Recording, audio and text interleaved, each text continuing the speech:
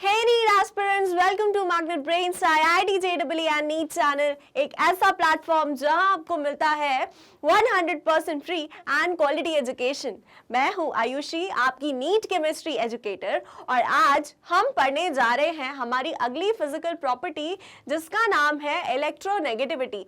इससे पहले क्या क्या देख लिया था? इससे पहले हमने देखा था आयोनाइजेशन एनर्जी और इलेक्ट्रॉन गेन एंथैल्पी। आज हम देखेंगे इलेक्ट्रोनेगेटिविटी। बहुत ही बढ़िया कॉन्सेप्ट है, इसके एप्लीकेशंस में मजा आएगा आपको और क्वेश्चंस काफी सारे पूछे जाते हैं। ठीक है, तो आज हमारा पॉइंट ऑफ डिस्कशन रहेगा इलेक्ट्रोनेगेटिविटी। लेक्चर स्टार्ट करने से पहले जो हमारा रिचुअल है, जो कि नीट कोर्स मॉड्यूल डिस्कस करना है, वो फटाफट से डिस्कस कर लेते हैं। जैसा आपको पता है, सबसे पहली चीज क्या मिलती है? Topic wise explanation videos. इस चैप्टर की अगर बात करें तो भाई टॉपिक वाइज हमने एक एक चीजें स्टडी करी है। सबसे पहले स्टार्ट किया था क्लासिफिकेशन ऑफ एलिमेंट्स के साथ, उसमें क्या क्या हिस्ट्री है, हिस्टोरिकल डेवलपमेंट कैसी है, फिर आए धीरे धीरे फिजिकल प्रॉपर्टीज पर, एक एक फिजिकल प्रॉपर्टी हमने डिस्कस करी। इस तरह से आपको सभी चैप्टर्स के लिए टॉपिक वाइज एक्सप्लेनेशन वीडियोज मिल जाते हैं। यहाँ से आपका क्या कंप्लीट हो जाता है भाई? कॉन्सेप्ट वाला पोर्शन। ठीक है, पहली बात ये हुई। उसके बाद अगली जो इंपॉर्टेंट चीज है वो ये है कि हमें इन टॉपिक्स जो हमने कवर कर लिए हैं इनके क्वेश्चंस भी लगाने हैं। सबसे ज्यादा इंपॉर्टेंट क्वेश्चंस होते हैं, तो वो आपको PDF फॉर्मेट में मिलेंगे ऑन magnetbrains.com। ठीक है, एक जिस दिन आपका लेक्चर जा रहा है उस दिन आपको PDF फॉर्मेट में क्वेश्चंस मिल जाएंगे, लेकिन solution video just next day मिलेगा, ताकि आप पहले खुद से लगा लो, उसके बाद फिर सोल्यूशन वीडियो तक आओ। ठीक है, तो आपको सोल्यूशन वीडियोस भी मिलेंगे प्रैक्टिस प्रॉब्लम्स के। अगली बात होती है चैप्टर वाइज MCQs, है ना? तो चैप्टर वाइज MCQs में आपको क्या मिलने वाला है भाई?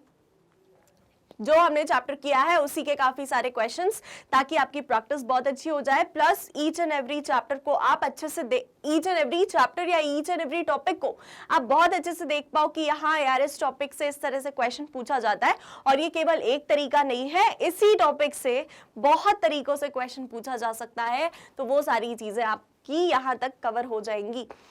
एक बार आपने अपनी एंड से सारी प्रिपरेशन कर ली है, फिर बारी आती है प्रीवियस ईयर क्वेश्चंस को उठा लेने की, क्योंकि इससे ज्यादा अच्छी एनालिसिस हमें कहीं से नहीं मिलेगी, है ना? तो प्रीवियस ईयर क्वेश्चन वीडियो जरूर लगाएं। किसी भी चैप्टर के प्रीवियस ईयर क्वेश्चंस तो छोड़ने ही नहीं है ना? अगर आपको कोई चैप्टर डिफिकल्ट लग रहा है तो सिर्फ और सिर्फ इसके बेसिस पर, आप इस प्रीवियस ईयर क्वेश्चंस के बेसिस पर या इस चीज को ओरिएंट करके आप अपनी तैयारी जारी रख सकते हो कि देख लो यार कहां से आ रहा है। किसी भी चैप्टर को छोड़ने से अच्छा है ना कि उसके प्रीवियस ईयर क्वेश्चंस आप देख लो, देखो कि हाँ यहाँ से चीजें पूछी जा रही है, तो उन चीजों को तैयार कर लो। छोड़ना is not a right preparation strategy. ठीक है ना? चलो आगे देखते हैं। डाउट सॉल्विंग सेशंस या इंटरैक्टिव सेशंस आपके साथ रख लिए जाते हैं। हमारा और आपका इंटरेक्शन जरूरी है। प्रिपरेशन के दौरान आपका मोटिवेशन बरकरार रहना बहुत ज्यादा जरूरी है। तो इस तरह की चीजें हम कंडक्ट कर लेते हैं। बाकी अगली बात आती है टेस्ट पेपर्स की, या कोई नोटिफिकेशन आपके एग्जामिनेशन को लेकर आया है तो ये बातें हम आप तक पहुंचा देते हैं। फाइनल बात है बेटा, chapter wise one shot revision and online test series. तो ये सारा का सारा आपको नीट कोर्स मॉड्यूल में मिलता है। चलिए ठीक है, इतनी बात ठीक है। अब बाकी इसमें कुछ नया तो है नहीं, नया होगा तो बिल्कुल आपको बता दिया जाएगा। आ जाओ स्टार्ट करते हैं टॉपिक फटाफट से। अपनी पेन और कॉपी, इलेक्ट्रो ELECTRO, हाँ क्या बोल रही थी मैं? फटाफट से अपनी पेन और कॉपी लेकर बैठ जाओ और सेशन को जल्दी से लाइक कर दो, शेयर कर दो, फ्रेंड्स को बुला लो अपने वर्चुअल ग्रुप में, सेशन शेयर कर दो, ताकि फटाफट से सब लोग आ जाएं और साथ मिलकर हम अपनी नीट की तैयारी शुरू करें। ठीक है, चलो। तो इलेक्ट्रोनेगेटिविटी भाई क्या होता है? आपने मुझसे ये वर्ड पहले भी कभी सुना होगा, या अगर आप 11th स्टैंडर्ड में हो, 12th और ड्रॉपर्स को पता है क्या होता है, लेकिन अगर आप 11th में हो तो भी आपको पता होना चाहिए, क्योंकि 10th में भाई मुझे याद है कि 10th में आपका पीरियोडिक टेबल चैप्टर तो आया था, है ना? और उसमें ये वर्ड इंट्रोड्यूस हुआ होगा जरूर। और अगर तुम लोगों ने अच्छे से पढ़ाई नहीं करी है तो फिर क्या करें तुम्हारे साथ। हाँ चलो, तो ये चीज आपको 10th में हो तो भी पता होगी, 11th में हो, 12th में हो, जहां पर भी हो पता होगी। ठीक है ना? इलेक्ट्रोनेगेटिविटी का क्या असल में मतलब होता है जानते हैं। देखो, तो ये होती है एक tendency of an atom to attract the shared pair of electron.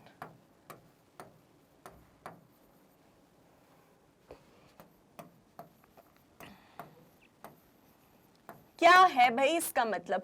आगे इसको मैं थोड़ा सा बढ़ाऊंगी। अभी अक्सर मैं सिर्फ इतना बोलती हूँ, लेकिन अब थोड़ा सा आगे बढ़ाएंगे। भाई किसी भी टॉपिक को अगर हम इंडिविजुअली पढ़ते हैं तो उसके सारे एस्पेक्ट्स जान लेते हैं ना। तो यहाँ पर इलेक्ट्रोनेगेटिविटी क्या है? टेंडेंसी किसी भी एटम की to attract the shared pair. अब जहां ये वर्ड आ जाता है शेयर्ड पेयर, क्या लगता है शेयर्ड पेयर ऑफ इलेक्ट्रॉन किसके बीच में होती है भाई? ऐसी स्पीशीज के बीच में जिनके बीच में कोवेलेंट बॉन्ड है ना। तो यहां पर बढ़ा दो इसको, tendency of an atom to attract the shared pair of electron in a covalent bond. Although ये स्टेटमेंट अपनी यहां तक कंप्लीट है यार, यहां तक कंप्लीट है, लेकिन देन अगेन क्योंकि जहां भी शेयर्ड पेयर की बात आ गई ना, वहां मतलब होता है कोवैलेंट बॉन्ड। कोवैलेंट बॉन्ड की बात हो रही है, मतलब उन दोनों स्पीशीज के बीच में जो बॉन्ड है वो कोवैलेंट बॉन्ड है।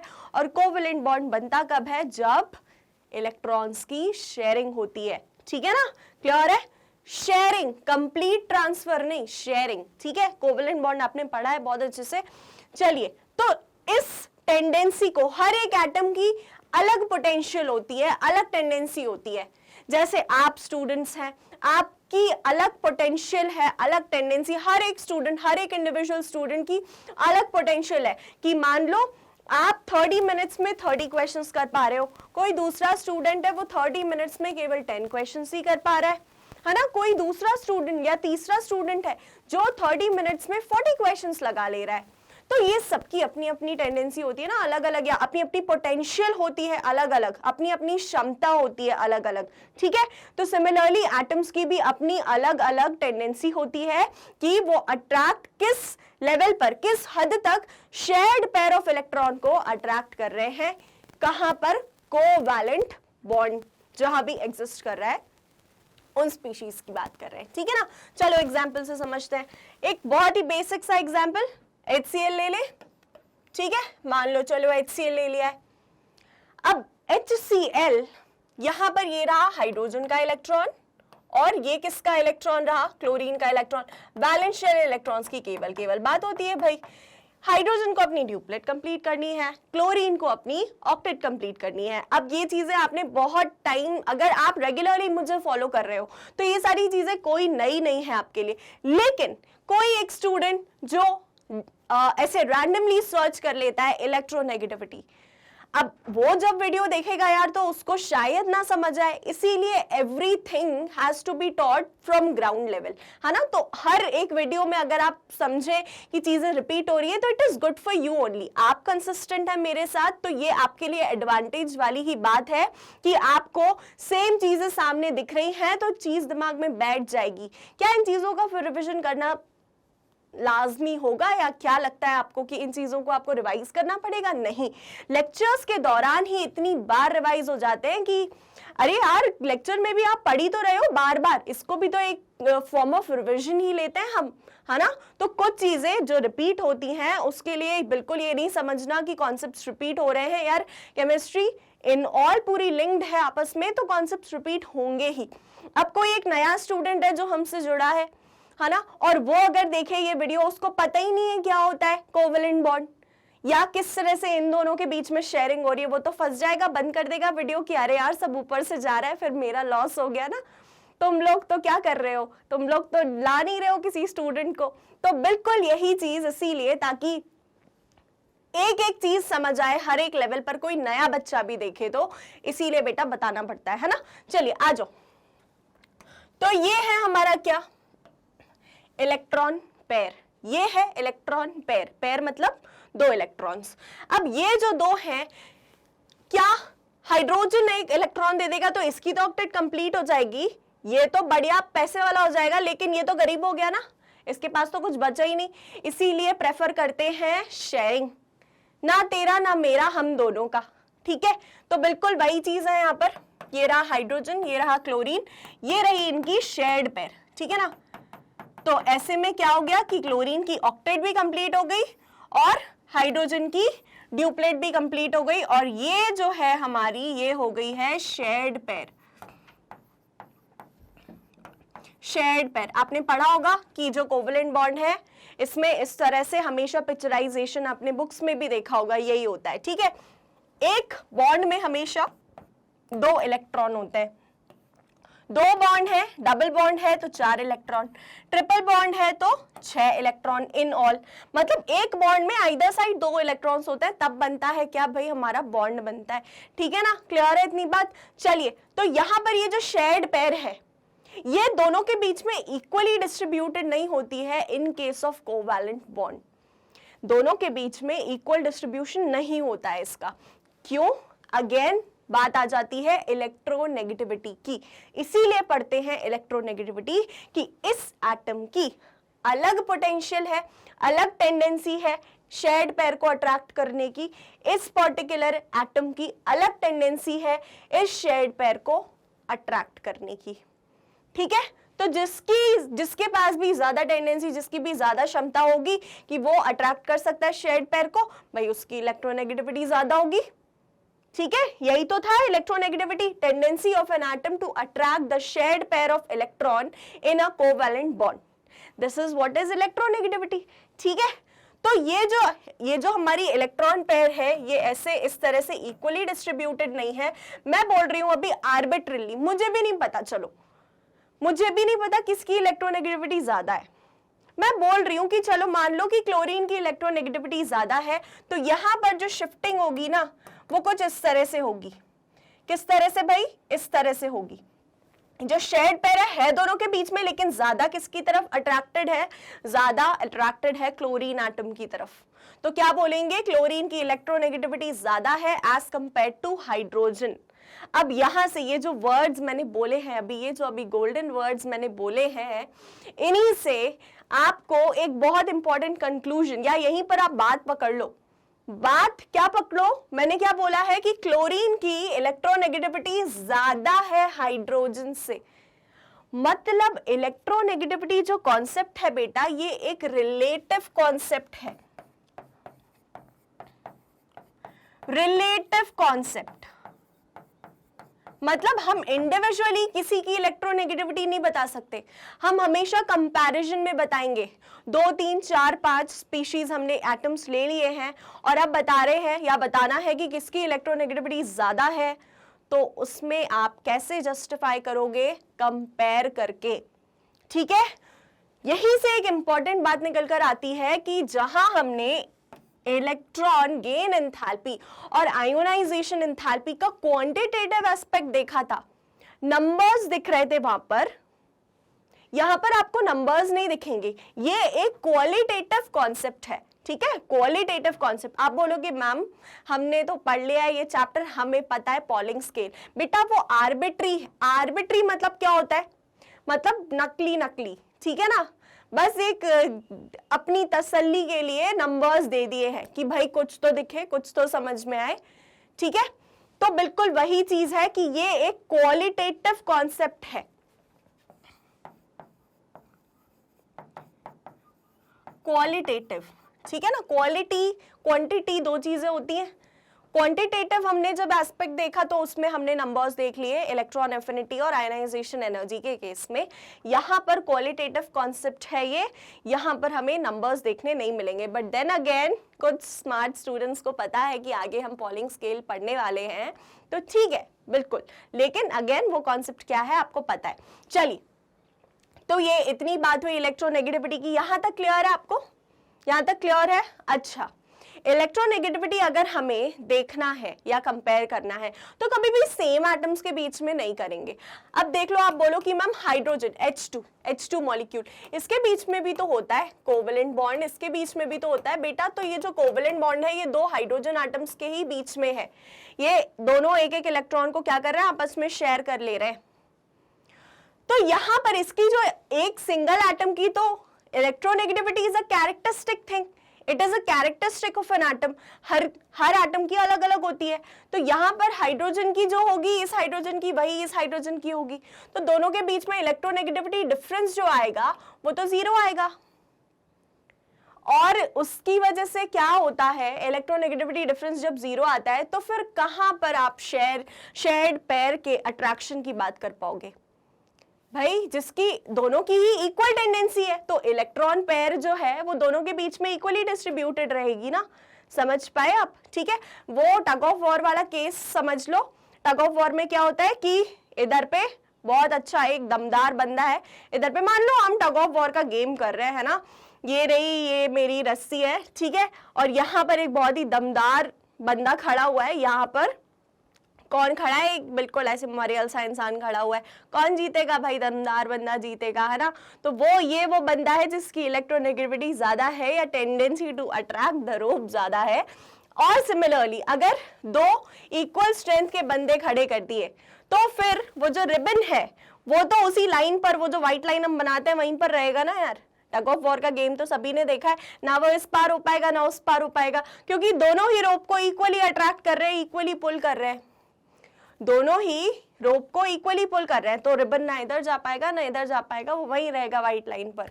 ठीक है, क्लियर है? चलिए, तो बिल्कुल वही केस है कि इलेक्ट्रोनेगेटिविटी डिफरेंस हमें जब भी देखना है तो हम सेम स्पीशीज के बीच में नहीं ऑब्जर्व कर पाएंगे, क्योंकि दोनों की ही इक्वल टेंडेंसी होती है, तो शेयर्ड पेयर ऑफ इलेक्ट्रॉन दोनों के बीच में इक्वली डिस्ट्रीब्यूटेड है। यहाँ पर देखते हैं अनइक्वल डिस्ट्रीब्यूशन, कि एक तरफ ज्यादा है एक तरफ कम है। समझ आया कॉन्सेप्ट? चलो, यहां तक सारी बातें क्लियर है। अब आ जाओ, अब मैं आपको कंपैरिजन करवा देती हूं किसका भाई, इलेक्ट्रॉन एफिनिटी। इलेक्ट्रॉन एफिनिटी जो लास्ट सेशन में पढ़ा था, इलेक्ट्रॉन एफिनिटी और इलेक्ट्रोनेगेटिविटी।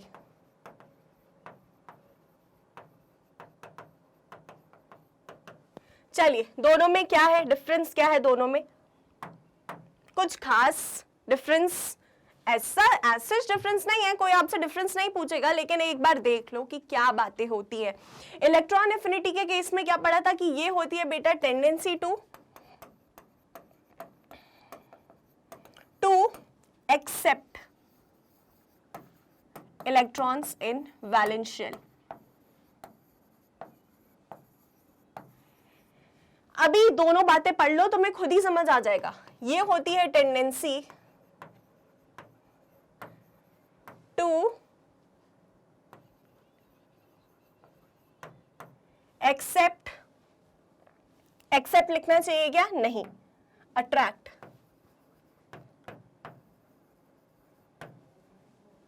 इलेक्ट्रॉन पेयर, कौन सी वाली? शेयर्ड इलेक्ट्रॉन पेयर, मोर इन कोवैलेंट बॉन्ड। तो यहां पर बात हो रही है अट्रैक्शन की, यहां पर केवल बात हो रही है अट्रैक्शन की, यहां बात हो रही है एक्सेप्ट करने की, रखने की, बाकायदा। केवल अट्रैक्शन तक नहीं, रखना भी है हमें चीज। तो यहां पर ये होती है इलेक्ट्रॉन एफिनिटी और ये electronegativity is about attracting the shared pair of electron. ठीक है, ये एक मेजर डिफरेंस। दूसरा मेजर डिफरेंस, यहां पर इलेक्ट्रॉन एफिनिटी के केस में हम आइसोलेटेड एटम की बात करते हैं। इलेक्ट्रॉन एफिनिटी किसी भी इंडिविजुअल एटम के लिए या आइसोलेटेड एटम के केस में बोलते हैं ना कि इलेक्ट्रॉन एफिनिटी क्या है? Tendency of an atom to attract, tendency of an atom to accept the electron pair. ठीक है, तो ये आइसोलेटेड एटम की है। इसके केस में हम बोलते हैं, क्या इसके केस में आइसोलेटेड है कॉन्सेप्ट? नहीं, यहां पर कंपैरेटिव कॉन्सेप्ट है। ठीक है,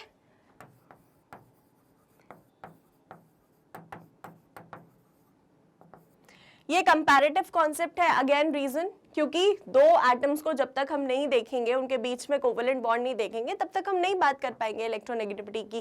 ठीक है, तो ये आइसोलेटेड कॉन्सेप्ट है और ये कंपैरेटिव कॉन्सेप्ट है। क्लियर है यहाँ पर? एंड अगेन सेम चीज, या आप इलेक्ट्रॉन्स के केस में बात करो तो यहां पर हम बात करते हैं इंडिविजुअल इलेक्ट्रॉन के एक्सेप्ट होने की, यहां पर हम बात करते हैं किसके? शेयर्ड पेयर ऑफ इलेक्ट्रॉन के अट्रैक्ट होने की। तो इतना, ये कुछ बहुत ज्यादा ऐसे ग्रेव डिफरेंस नहीं है, नॉर्मल डिफरेंस है। ठीक है, यहां तक सारी चीजें क्लियर है आपको? चलिए, तो इतना देखेंगे, फिर हम आगे बढ़ते हैं। और कोई अगर आपको डाउट हो तो बिल्कुल कमेंट बॉक्स में फटाफट से पूछ लो, ठीक है।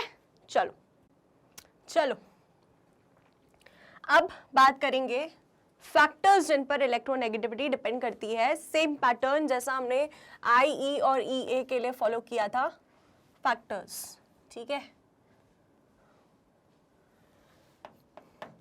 क्या लगता है कौन कौन से फैक्टर्स होंगे? Factors on which electronegativity depends. चलिए सबसे पहला आ जाएगा भाई एटॉमिक साइज। सबसे पहला एटॉमिक साइज है ना। एटॉमिक साइज के केस में अब खुद से सोचो, ये है हमारा एक कुछ इस साइज का एटम है जो कि बहुत बड़ा बना दिया है, एक कुछ इस साइज का एटम है और एक हमारा कुछ इस साइज का एटम है, ठीक है ना। ये है इनकमिंग इलेक्ट्रॉन, ये है इनकमिंग इलेक्ट्रॉन। इसको क्या होना है भाई? ऐड होना है। तो क्या लगता है अगर एटॉमिक साइज छोटा है मतलब कि ये इनकमिंग इलेक्ट्रॉन जो है ये न्यूक्लियस से पुल एक्सपीरियंस करेगा अच्छा खासा, क्योंकि इनर मोस्ट इलेक्ट्रॉन्स इसको शील्ड नहीं करेंगे न्यूक्लियस के अट्रैक्टिव पुल से, सीधी बात ये है। इस केस में क्या देखा जाता है कि यहाँ पर इनर मोस्ट इलेक्ट्रॉन्स भी हैं, एटॉमिक साइज बढ़ता है यानी कि नंबर ऑफ शेयर्स बढ़ रहे हैं। इनर मोस्ट इलेक्ट्रॉन्स क्या करते हैं? इनकमिंग इलेक्ट्रॉन को न्यूक्लियस के अट्रैक्टिव पुल से शील्ड करते हैं। तो भाई ये जो इनकमिंग इलेक्ट्रॉन है ये अट्रैक्ट इस केस में कम हो पाता है, इस केस में ज्यादा हो पाता है। तो एटॉमिक साइज अगर छोटा है मतलब electronegativity values En high, and अगर एटॉमिक साइज बड़ा है तो electronegativity values are low comparatively, ठीक है। परफेक्ट, इतना इजी सा कॉन्सेप्ट था। चलिए एटॉमिक साइज के केस में आप चाहें तो सिर्फ ऐसा लिख सकते हो, एटॉमिक साइज या थोड़ा सा वाइस वर्सा लिख लो। एक काम करो, देखो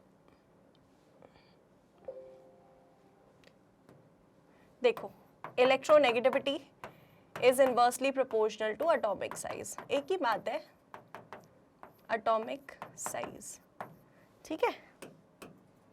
चलिए फटाफट से नोट डाउन कर लेंगे, फिर दूसरा फैक्टर स्टडी करते हैं। पहला तो हो गया एटॉमिक साइज, दूसरा क्या है? दूसरा है आपका न्यूक्लियर चार्ज।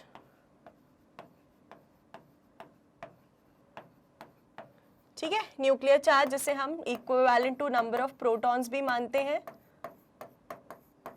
क्यों मानते हैं भाई equivalent to number of protons? क्योंकि न्यूक्लियस में न्यूक्लियर चार्जेस, न्यूक्लियस का जो चार्ज है, न्यूक्लियस में प्रोटॉन्स न्यूट्रॉन्स दोनों होते हैं, न्यूट्रॉन्स न्यूट्रल होते हैं, प्रोटॉन्स का जो चार्ज होता है वही न्यूक्लियस का चार्ज होता है, इसीलिए इसको हम न्यूक्लियर चार्ज को equivalent to number of protons मान लेते हैं।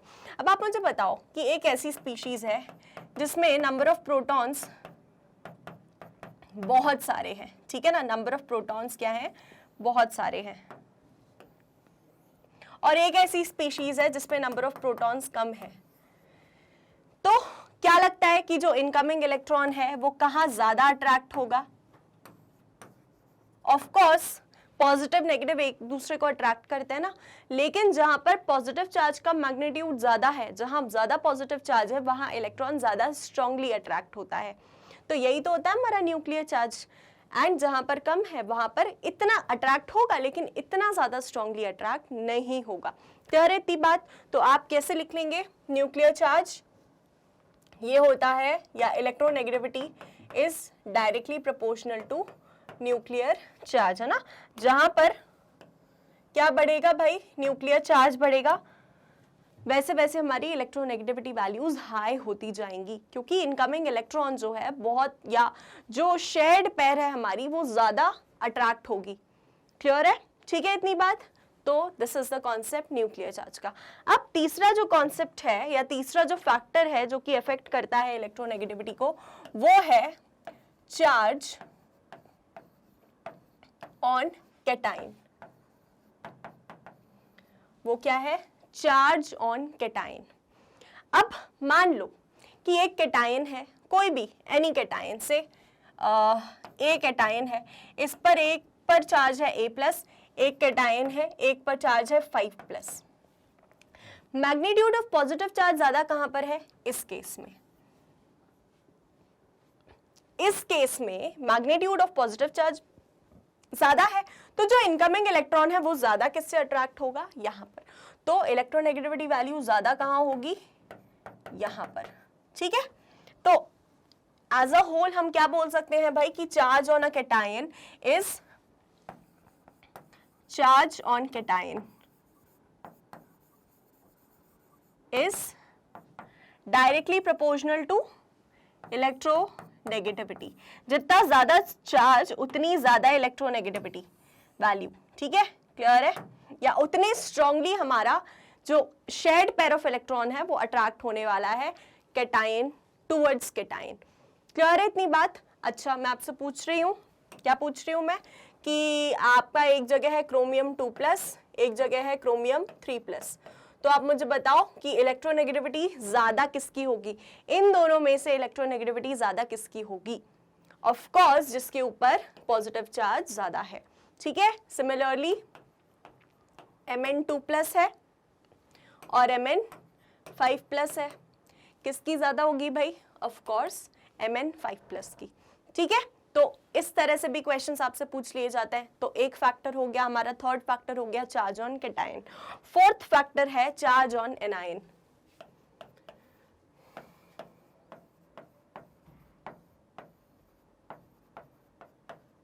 फोर्थ फैक्टर क्या है? Charge on anion. अब इसमें आप उल्टा सोच लो कि जितना ज्यादा नेगेटिव चार्ज, इलेक्ट्रॉन भी नेगेटिव है, नेगेटिव नेगेटिव रिपल्शन मारते हैं, अट्रैक्ट तो होगा नहीं, उल्टा रिपेल और हो जाएगा। तो अगर ऐसी स्पीशीज जिस पर चार्ज है X नेगेटिव, एक और स्पीशीज है जिस पर चार्ज है कितना, मान लो 3-, तो ये greater magnitude of negative charge है, ये lesser magnitude of negative charge है। यहाँ पर ज्यादा नेगेटिव चार्ज है, यहाँ पर कम नेगेटिव चार्ज है। तो इन दोनों के कंपैरिजन में जो इलेक्ट्रॉन पेयर है वो ज्यादा किसकी तरफ अट्रैक्टेड रहेगा? ऑफ कोर्स इसकी तरफ। यहाँ पर तो भाई नेगेटिव इलेक्ट्रॉन जो इनकमिंग है वो भी नेगेटिव है, इलेक्ट्रॉन पेयर या इलेक्ट्रॉन वो भी नेगेटिव है। यहाँ पर इलेक्ट्रॉन नेगेटिव तो है, लेकिन यहाँ पर ज्यादा रिपल्शन फेस करेगा, ये यहाँ पर कम रिपल्शन फेस करेगा। कम रिपल्शन फेस करेगा तो ज्यादा करीब रहेगा, ज्यादा रिपल्शन फेस करेंगे तो दूर रहेंगे एक दूसरे से। ठीक है, इसीलिए इस केस में इलेक्ट्रोनेगेटिविटी हाई होगी, यहाँ इलेक्ट्रोनेगेटिविटी लो होगी। पहले क्या लिखा था? Charge on cation is directly proportional to electronegativity. यहाँ पर आप लिख सकते हो electronegativity is inversely proportional to charge on anion, या नेगेटिव चार्ज ऑन एनायन, ऐसे भी लिख सकते हो स्पेसिफाई करके। पॉजिटिव चार्ज यहाँ पर पॉजिटिव लिख लो, positive charge on cation is directly proportional to electronegativity. यहाँ पर negative charge on anion is inversely proportional to electronegativity. ठीक है, क्लियर है इतनी बातें? सही है। चलो, अब एक आखिरी फैक्टर है जो कि शायद काफी स्टूडेंट्स को जो 12th में हैं या ड्रॉपर्स हैं उन्हें पता होगा, जिन्हें नहीं पता है वो बस पचा लेना अभी, है ना। आगे हम जो केमिकल बॉन्डिंग पढ़ेंगे उसमें वापस से इस फैक्टर के साथ डील करेंगे। तो ये हो गया फोर्थ। अब आता है फिफ्थ फैक्टर। फिफ्थ फैक्टर के केस में आप क्या देखोगे? देखो, क्या S character, percentage S character, percentage S character, या इसको हम किस में पढ़ते हैं? हाइब्रिडाइजेशन में। आप फिफ्थ पॉइंट हाइब्रिडाइजेशन डाल सकते हो, नीचे लिख लेना परसेंटेज एस कैरेक्टर। तो देखो, हाइब्रिडाइजेशन तो बहुत टाइप के आगे देखने वाले हैं। sp, sp2, sp3 most common है। आगे देखेंगे sp3d2, sp3d3 and so on, sp3d, काफी सारे। लेकिन जो मेन हमें पढ़ने हैं यहाँ पर, एक है आपका sp, एक है sp2 हाइब्रिडाइजेशन और एक है sp3 हाइब्रिडाइजेशन। ठीक है, इसमें ये जो परसेंटेज एस कैरेक्टर होता है ना, ये डिफाइन करता है इलेक्ट्रोनेगेटिविटी। ठीक है, ये क्या डिफाइन करता है? इलेक्ट्रोनेगेटिविटी। चलो आप पता करते हैं कि एस और पी में परसेंटेज एस कैरेक्टर कितना है। तो यार एस एक ही दिख रही है एस ऑर्बिटल, पी ऑर्बिटल कितनी है? एक है, तो टोटल ऑर्बिटल्स 2 × 100, यहां से हमें मिलता है 50% एस कैरेक्टर। यहां पर एक s ऑर्बिटल है, टोटल ऑर्बिटल्स कितनी है 3 इंटू 100 करेंगे तो यहां से हमें मिलेगा कितना 33.33% s कैरेक्टर। इस केस में s ऑर्बिटल 1 है, टोटल ऑर्बिटल्स 4 है, इंटू 100 करो तो ये क्या मिला 25% s कैरेक्टर। फटाफट से देखो इससे हम कंक्लूजन क्या निकालते हैं, कंक्लूजन ये निकलता है कि जितना ज्यादा एस कैरेक्टर होगा आपका इलेक्ट्रोनेगेटिविटी उतनी ही ज्यादा, ठीक है।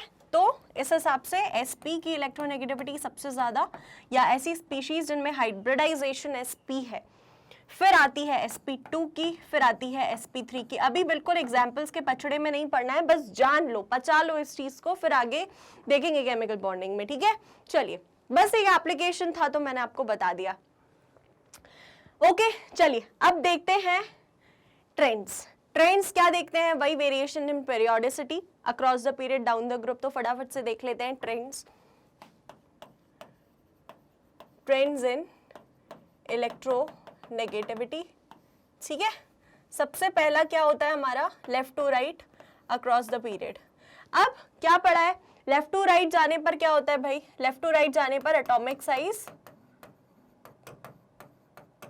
घटता है, और एटॉमिक साइज घटा यानी कि इलेक्ट्रोनेगेटिविटी बढ़ी, इनवर्सली प्रोपोर्शनल होती है ना, एटॉमिक साइज घटता है तो इलेक्ट्रोनेगेटिविटी वैल्यू बढ़ती है।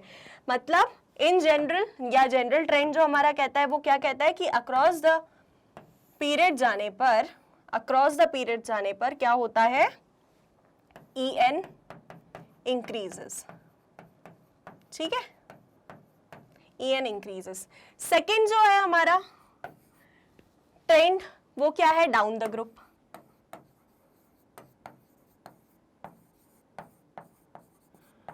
डाउन द ग्रुप में हमने क्या देखा है भाई, डाउन द ग्रुप में हमने ये देखा है कि एटॉमिक साइज क्या करता है, बढ़ता है। अब चाहे आप न्यूक्लियर चार्ज के केस में इसको करो या फिर आप सिंपली एटॉमिक साइज के केस में कंपेयर कर लो। डाउन द ग्रुप क्या होता है भाई, atomic size increases, atomic size increase करता है जिसकी वजह से En वैल्यू घटती है, ठीक है। एटॉमिक साइज इंक्रीज करता है तो En वैल्यू घटती है। सिंपल सा सादा सिंपल कॉन्सेप्ट, यही है आपके दो ट्रेंड्स। अब आप चाहे इसको न्यूक्लियर चार्ज के केस में कर लो कि नीचे नीचे जाते जाते न्यूक्लियर चार्ज जो होता है वो बढ़ता तो है बेशक, लेकिन ओवर पावर नहीं कर पाता है इस इंक्रीज इन एटॉमिक साइज को या शील्डिंग को, ठीक है ना। तो न्यूक्लियर चार्ज क्योंकि घटता है इसीलिए En वैल्यूज भी घटती हैं, डायरेक्ट रिलेशन है। यहां पर देख लो एटॉमिक साइज जो है, एटॉमिक साइज के कंपैरिजन में बोलो चाहे आप न्यूक्लियर चार्ज के कंपैरिजन में बोलो, across the period nuclear charge increase करता है, देयरफॉर En वैल्यूज क्या करती हैं, इंक्रीज करती हैं। क्या लिखोगे, down the group electronegativity values या इलेक्ट्रोनेगेटिविटी डिक्रीजेस, ठीक है ना। चलो तो अगर एक कंपैरेटिव स्टडी की जाए इन तीनों ही प्रॉपर्टीज जो हमने स्टडी करी हैं, तीनों प्रॉपर्टीज जितनी स्टडी करी है बेटा, across the period and down the group, क्या क्या, आयोनाइजेशन एनर्जी, ठीक है, electron affinity and electron negativity across the period increase करती हैं। सब अग्री करते हैं इस बात पर, इंक्रीजेस। डाउन द ग्रुप ये तीनों ही प्रॉपर्टीज क्या करती हैं, डिक्रीज करती हैं, ठीक है। तो ये एक आपकी हो गई कंपैरेटिव स्टडी। क्लियर बात है, इतनी सही चल रहा है। चलो अब आ जाओ इलेक्ट्रॉन नेगेटिविटी, हम कुछ इंडिविजुअल एटम्स की जान लेते हैं, ठीक है, काम आएगा, ये वैल्यूज लर्न कर लो, क्योंकि देन अगेन अगर मतलब आगे जो क्वेश्चंस हम करने वाले हैं इसमें हेल्पफुल रहेगा, कुछ ज्यादा डिफिकल्ट नहीं है। आ जाओ मैं आपको कुछ एटम्स की इलेक्ट्रोनेगेटिविटी याद करवा देती हूँ, ठीक है। ये है period number 1, period number 2 and period number 3। ज्यादा किसी की नहीं करेंगे, बस पीरियड नंबर 2 में कार्बन, नाइट्रोजन, ऑक्सीजन, फ्लोरीन, फिर क्लोरीन, ब्रोमीन, आयोडीन, ये नहीं लिखना है तो चलेगा, कोई दिक्कत नहीं है ना। ऑक्सीजन के बाद सल्फर, नाइट्रोजन, फॉस्फोरस, बस इतनों की इलेक्ट्रोनेगेटिविटी मुझे आपको ध्यान में रखवानी है। ओके, हाइड्रोजन की कितनी याद रखेंगे, 2.2, कितनी 2.2, ठीक है। फ्लोरीन की, अच्छा ठीक है, एक काम करो, रुक जाओ, याद करवाने से पहले मैं आपको बताती हूं कि ये जो प्रोबेबल वैल्यूज है ना, ये दी थी आपकी पॉलिंग ने। पॉलिंग स्केल के हिसाब से आपकी ये सारी वैल्यूज असाइन हुई थी, न्यूमेरिकल वैल्यूज असाइन हुई थी कि किसकी इलेक्ट्रोनेगेटिविटी कितनी हो सकती है। तो आर्बिट्रली इन्होंने फ्लोरीन को कितनी असाइन कर दी थी, 4, कि इसकी इलेक्ट्रोनेगेटिविटी सबसे ज्यादा है पूरे एंटायर पीरियोडिक टेबल में। फ्लोरीन की हाईएस्ट इलेक्ट्रोनेगेटिविटी है।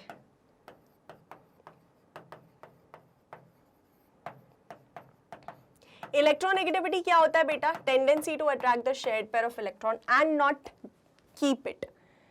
इलेक्ट्रॉन एफिनिटी ज्यादा किसकी है, क्लोरीन की एफिनिटी, लेकिन नेगेटिविटी किसकी ज्यादा है, फ्लोरीन की, ठीक है। तो आर्बिट्रली एक 4 वैल्यू असाइन कर दी कि इसकी 4 है। ऑक्सीजन की कितनी है भाई, 3.5 है। नाइट्रोजन की कितनी है, 3 है। क्लोरीन की कितनी है, क्लोरीन की भी उन्होंने ली 3, ठीक है, 4 3। ब्रोमीन की 2.8 ले ली, आयोडीन की 2.5 ले ली, सल्फर की कितनी ले ली, 2.5, ठीक है। फास्फोरस की ले ली 2.1, कार्बन की ले ली इन्होंने 2.5। तो इस तरह से, और हाइड्रोजन की आप मान ले 2.1 मान लो या 2.2 मान लो, ठीक है। इस तरह से सभी की वैल्यूज असाइंड थी पॉलिंग स्केल के हिसाब से। फ्लोरीन की मान ली 4, फिर उसके कंपैरिजन में कि डाउन द ग्रुप तो घटती ही है ना, डाउन द ग्रुप तो भाई घटती ही है, तो कम कम कम कम दिखा दी, ठीक है। तो इसके हिसाब से फिर एक ट्रेंड या एक ऑर्डर हम लर्न कर लेते हैं सीधा सीधा। क्या है वो ऑर्डर, यही लिख दूं क्या, चलो यही लिख देती हूँ। Order of electronegativity, phone call, देखो सबसे ज्यादा किसकी है, फ्लोरीन की, फिर ऑक्सीजन की 3.5, फिर नाइट्रोजन की 3, ठीक है। फोन कॉल, फिर क्लोरीन की है 3, ठीक है। Chlorine FONCl, phone call BRI, phone call बारात आई, फोन कॉल बारात आती है ना, फोन कॉल करते हैं भाई फटाफट सबको, अरे बारात आ गई, बारात आ गई, बिल्कुल वैसे ही लर्न कर लो, ठीक है। तो इसमें सबसे ज्यादा इलेक्ट्रोनेगेटिविटी फ्लोरीन की, oxygen, nitrogen, chlorine, bromine and then फिर आयोडीन। तो ये अगर आप इतना डाटा लर्न कर लेते हो ना, it is more than enough, आपसे क्वेश्चंस बन जाएंगे, ठीक है। This is more than enough बेटा, क्लियर है, ठीक है। चलिए, तो ये जो है ये बहुत इंपॉर्टेंट है, आई थिंक ये मैंने आपको पहले भी कभी लिखवाया है। ये ट्रेंड लर्न कर लो, काम आता है। इलेक्ट्रोनेगेटिविटी का जो एप्लीकेशन है ये थ्रू आउट केमिस्ट्री, आप ऑर्गेनिक भी पढ़ोगे वहां पर भी है, इनऑर्गेनिक भी पढ़ोगे वहां पर भी है, फिजिकल में भी है, ठीक है। तो इसीलिए जरूरी है कि याद ही कर लो, एक कॉन्सेप्ट जो बार बार यूज हो रहा है उसको प्रॉपरली सही तरीके से देख करके पटक दो, खत्म बात, ठीक है ना। चलिए अब आ जाते हैं, जरा डिस्कशन कर लेते हैं पॉलिंग स्केल पर। जैसा कि आपने देख लिया है, लेकिन थोड़ा सा एक और किस तरह से हम इलेक्ट्रोनेगेटिविटी यूजिंग पॉलिंग स्केल निकाल सकते हैं, ठीक है। तो इसके बेसिस पर polling scale for measuring electronegativity में हमारी सबसे पहली जो स्केल थी वो थी पॉलिंग स्केल।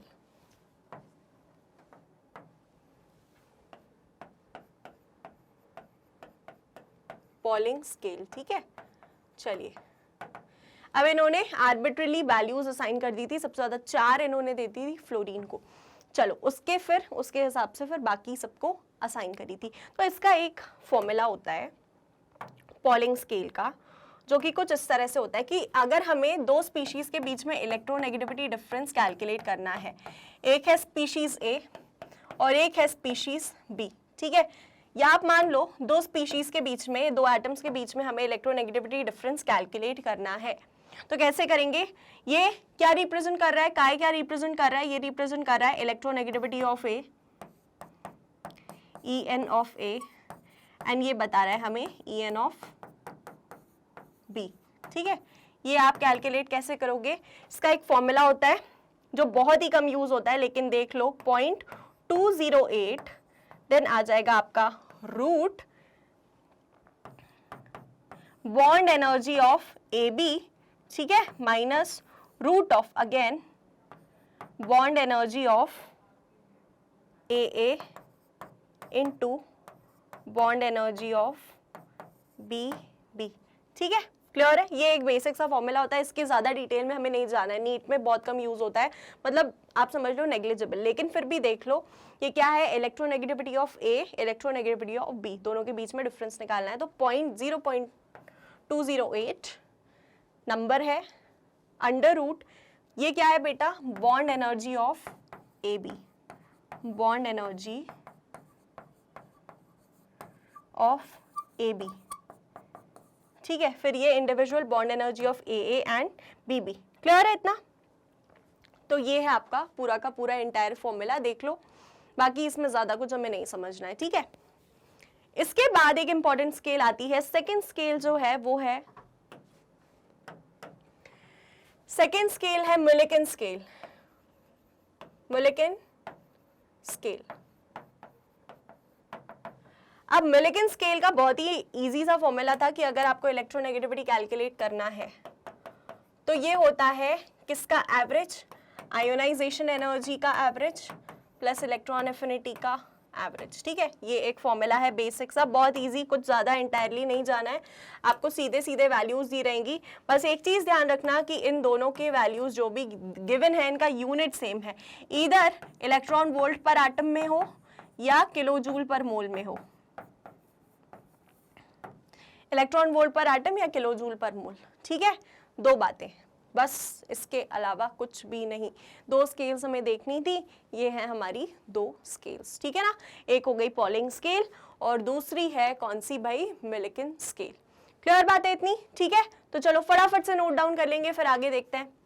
इसके बाद में पढ़ना एप्लीकेशंस, इलेक्ट्रोनेगेटिविटी के बहुत ही वाइड एप्लीकेशंस हैं, मतलब हर जगह पूरी थ्रू आउट केमिस्ट्री कहीं ना कहीं लग जाएगा, तो वो एप्लीकेशंस हम देखते हैं, फटाफट से इसको नोट डाउन कर लेंगे। चलो अब देखेंगे एप्लीकेशंस इलेक्ट्रोनेगेटिविटी के।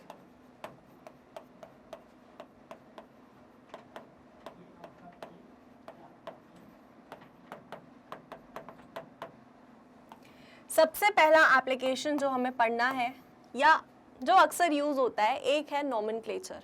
ठीक है, नॉमेनक्लेचर में या नेमिंग ऑफ कंपाउंड्स, मान लो नेमिंग ऑफ कंपाउंड्स। अब जैसे मान लो हमने क्या लिया है, HCl। ठीक है, HCl लिया, HCl की नेमिंग आपको पहले से पता है क्या होती है, हाइड्रोजन क्लोराइड, हाइड्रोजन क्लोराइड। ठीक है, ऐसी मैं ले रही हूं, KI भी ले रही हूं आगे, चलो इसी से समझ जाओगे।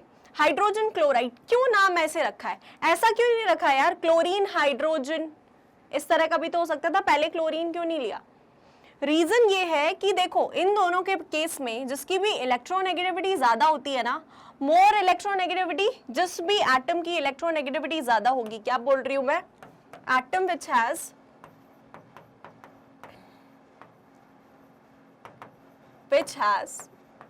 more electronegativity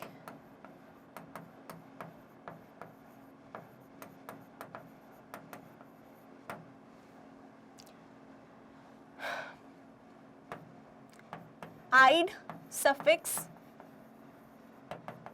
is added to it। Ide suffix मतलब अगर हाइड्रोजन और क्लोरीन के केस में हम देखें, इलेक्ट्रोनेगेटिविटी किसकी ज्यादा है, क्लोरीन की, तो पहले हाइड्रोजन लिख दिया, फिर उसके बाद लिखा क्लोराइड IDE, क्योंकि इसकी इलेक्ट्रोनेगेटिविटी ज्यादा है। ठीक है, सिमिलरली पोटेशियम, ये KI है।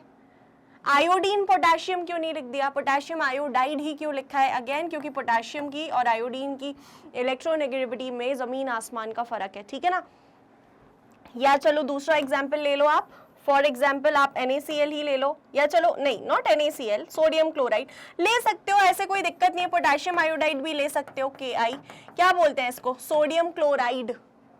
सोडियम की इलेक्ट्रोनेगेटिविटी कुछ 0.9 होती है, क्लोरीन की कितनी होती है अभी देखी हमने, कितनी, 3.3, जस्ट 3। ठीक है, 3, तो इलेक्ट्रोनेगेटिविटी ज्यादा किसकी है भाई, क्लोरीन की, इसीलिए इसके नाम के सफिक्स में या इसके नाम में सफिक्स जो ऐड होगा वो आइड ऐड होगा। सिमिलरली पोटेशियम आयोडाइड का भी केस है। तो नेमिंग ऑफ कंपाउंड्स में इलेक्ट्रोनेगेटिविटी का एप्लीकेशन कुछ इस तरह से हमने देखा। ठीक है। सेकेंड जो मोस्ट इंपॉर्टेंट एप्लीकेशन है वो है determining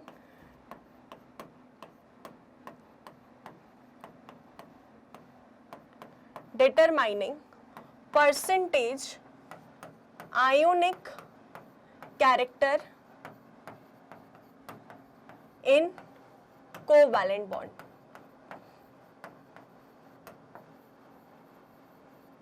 percentage ionic character in covalent bond, determining percentage ionic character in covalent bond. अब इसका क्या मतलब होता है? आप बोल रहे हो यार मैम कोवैलेंट बॉन्ड में आयोनिक कैरेक्टर, कोवैलेंट बॉन्ड तो कोवैलेंट है ना। बेटा कोई भी बॉन्ड 100% आयोनिक या 100% कोवैलेंट नहीं होता है।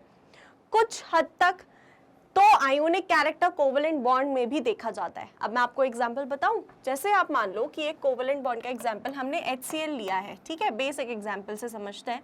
HCl ये इलेक्ट्रॉन पेयर है जो इन दोनों के बीच में शेयर्ड है। यहाँ पर ये इलेक्ट्रॉन पेयर ज़्यादा अट्रैक्टेड क्लोरीन की तरफ है क्योंकि इसकी इलेक्ट्रोनेगेटिविटी ज़्यादा है, तो इस पर आ जाता है एक पार्शियल नेगेटिव चार्ज। हाइड्रोजन पर आ जाता है एक पार्शियल पॉजिटिव चार्ज, क्योंकि कुछ नेगेटिव चीज इससे दूर गई है ना। यहाँ पर कुछ नेगेटिव चीज ऐड हुई है तो partial negative charge, partial positive charge, इस तरह से इन पर डेवलप हो जाता है। ये क्या होता है, इसको हम बोलते हैं पोलैरिटी। क्या बोलते हैं? पोलैरिटी। पहले भी सुना होगा आपने, मेरे मैंने ही बताया हो या आपको पहले से पता हो। इसको क्या बोलते हैं? पोलैरिटी। ये पोलैरिटी जो है आपको इस तरह के कंपाउंड्स में भी देखने को मिलेगी जो प्योरली आयोनिक, जिन्हें हम बोलते हैं plus minus. Plus minus plus minus, तो ये क्या है? ये क्या सेपरेशन ऑफ चार्ज हमें क्यों देखने को मिल रहा है? इसको हम क्या बोलते हैं? पोलार्स, या दो पोल्स डेवलप हो गए। दो क्या डेवलप हो गए बेटा? पोल, एक पॉजिटिव पोल एक नेगेटिव पोल। यहाँ पर भी वही चीज हमें देखने को मिल रही है।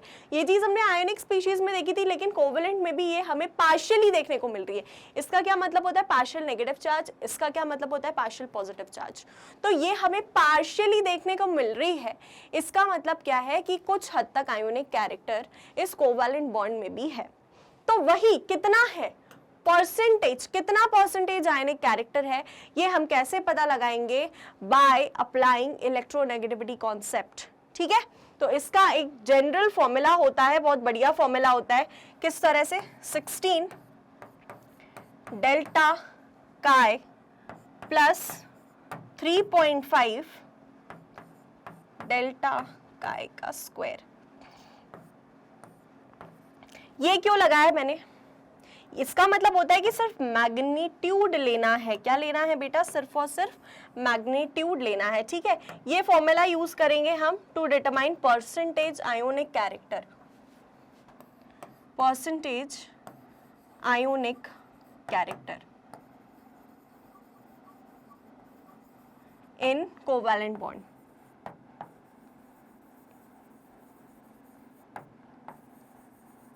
ठीक है,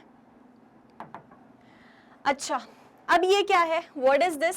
कुछ नहीं, इलेक्ट्रोनेगेटिविटी डिफरेंस है एक्स से, या काय ए, एक्स से क्यों बोल रही हूँ, काय ए माइनस काय बी। ये है आपका इलेक्ट्रोनेगेटिविटी डिफरेंस।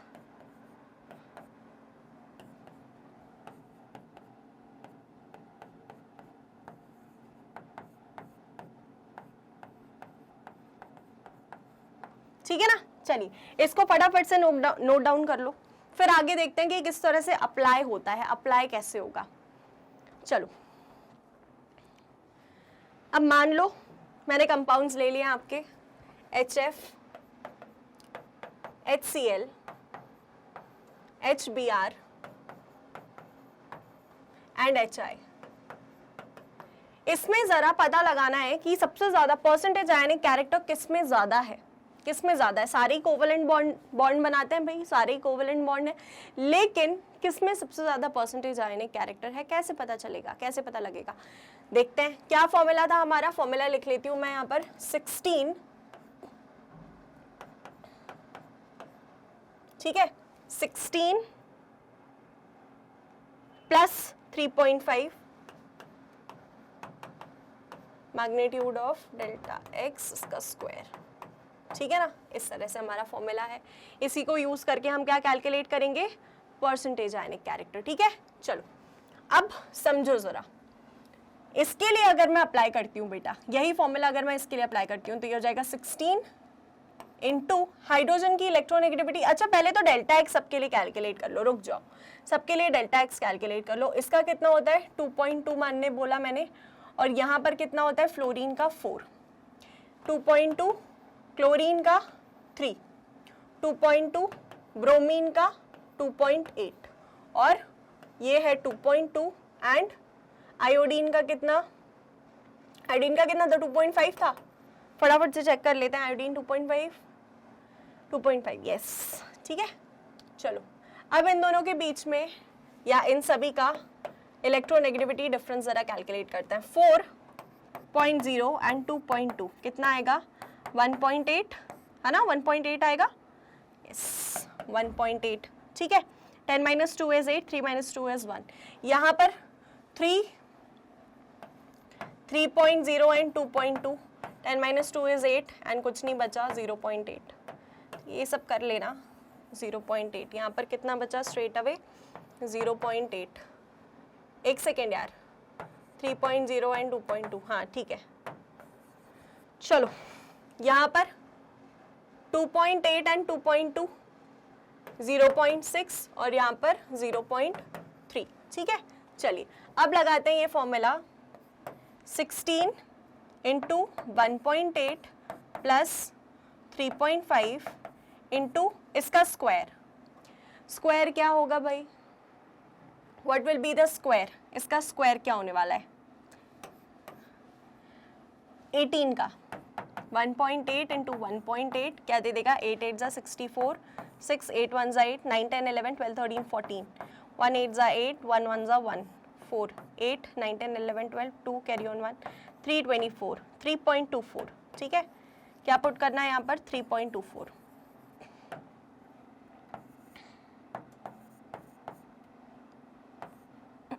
3.24 हमने पुट कर लिया। अब चलो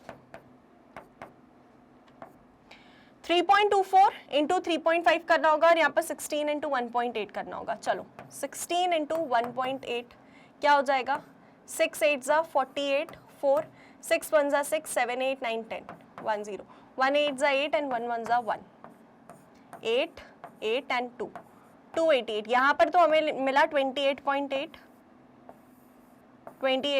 बेटा, इसको सॉल्व करने पर हमें मिला 28.8 प्लस अब ये सॉल्व करना है 3.5 इंटू 3.24, 3.5 इंटू 3.24। चलिए 5 4 जा 20, 2 5 2 जा 10 11 12 2 कैरी ऑन 1, 5 3 जा 15 16, 3 4 जा 12 कैरी ऑन 1, 3 2 जा 6 7, 3 3 जा 9। सही क्या है, 3 5 4 जा 20, 2 5 2 जा 10 11 12 2 कैरी ऑन 1, 5 3 जा 15 16, 3 4 जा 12 कैरी ऑन 1, 3 2 जा 6 7, 3 3 जा 9। ओके चलो तो ये क्या हो गया 4 6 12 13, 3 कैरी ऑन 1 9 10 11 1 1 3 4 0 और डेसिमल कितने लगाने 3 प्लेसेस, तो 11.34।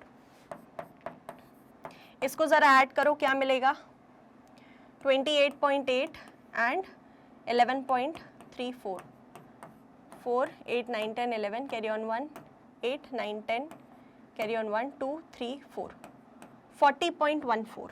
श्योर 40.14 आ रहा है, एक बार और देख लो 8 9 10 11 1 carry on 1 8 9 10 0 carry on 1 2 3 and 4, ठीक है 40.14% इसमें आया हमारा HF में, ठीक है। चलो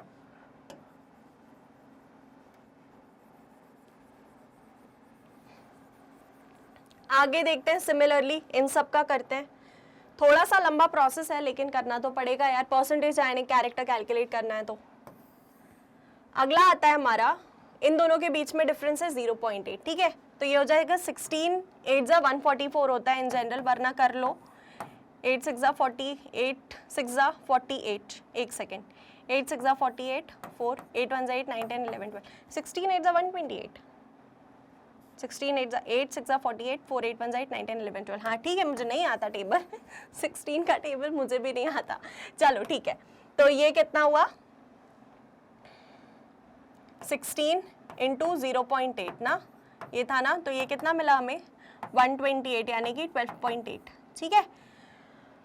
फिर इसके बाद हम करेंगे प्लस 3.5 इंटू 0.8 इंटू 0.8 6.4 या 0.64, नॉट 6.4, ये हो जाएगा 0.64, ठीक है ना। चलो अब 35 इंटू 64 करते हैं, बाद में डेसिमल का देखेंगे। 4 5 ज़ा 22, 4 3 ज़ा 12, 13 14, 6 5 ज़ा 33, 6 3 ज़ा 18, 19 20 21, 2240, क्या आ रहा है 2240, और हमें डेसिमल लगाने 3 प्लेसेस, 2.24,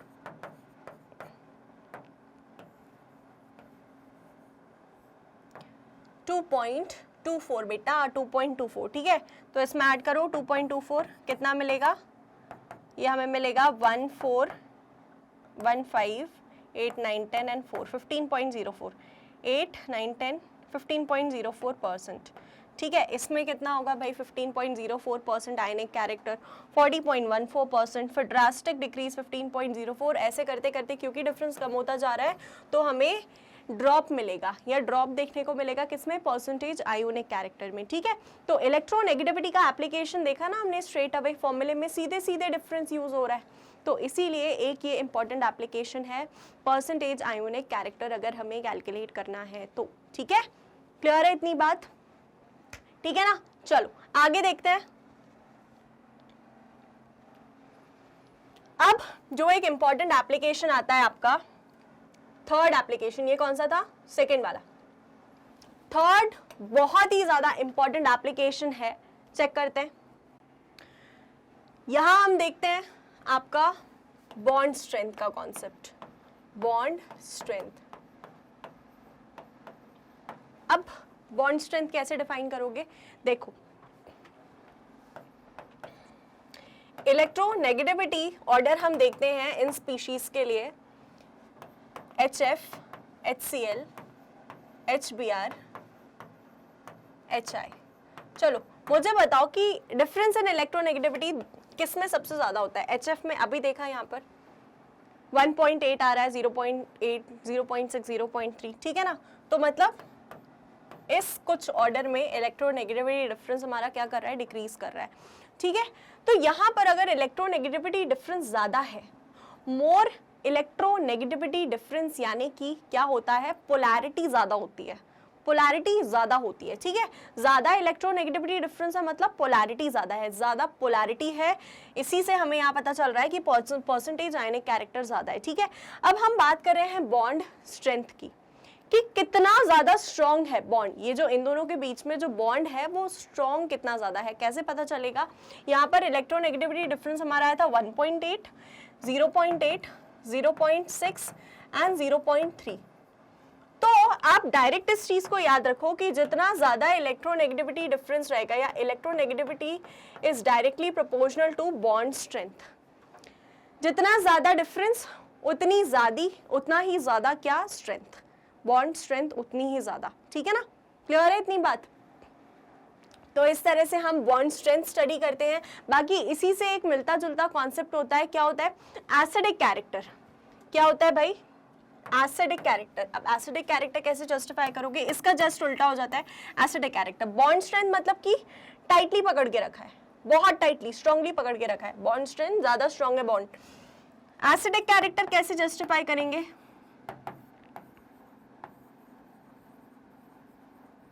एसिडिक कैरेक्टर के केस में आप बोलोगे कि अगर यही वाला केस ले लेते हैं तो इसमें एसिडिक कैरेक्टर मतलब H+ का निकल जाना। एसिड क्या करती है, H+ आयंस रिलीज करती है, तो H+ इजीली कहाँ निकल जाएगा, H+ इजीली किस केस में निकलेगा, जिसमें इलेक्ट्रोनेगेटिविटी डिफरेंस कम है, ठीक है।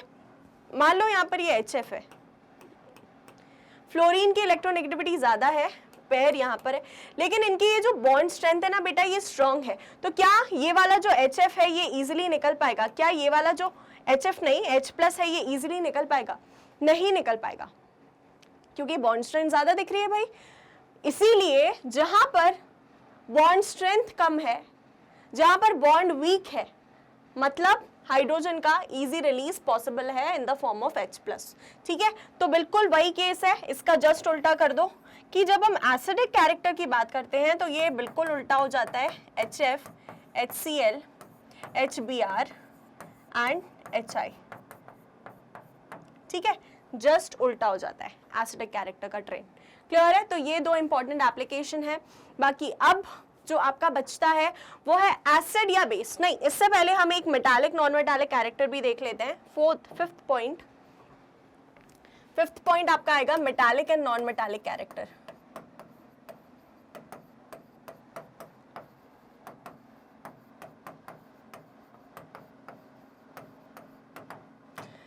अब देखो मेटल्स के केस में क्या होता है,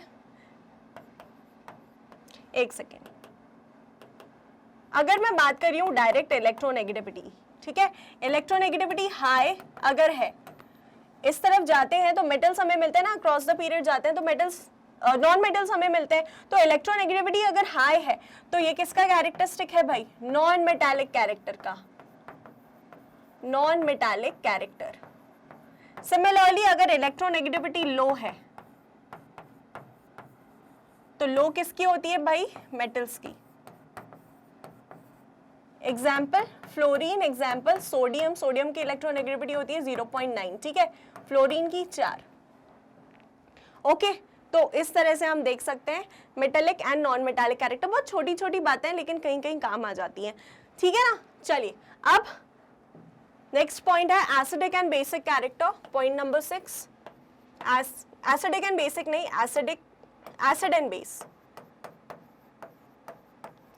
हम कैसे जस्टिफाई करते हैं कि कोई एक पर्टिकुलर जो हमारा मॉलिक्यूल है उसमें से H+ ही निकलेगा या OH नेगेटिव निकलेगा, bye examining the electronegativity difference. जहां इलेक्ट्रोनेगेटिविटी डिफरेंस ज्यादा है वहां पर हमारा क्या रिलीज होगा, H+ रिलीज होगा।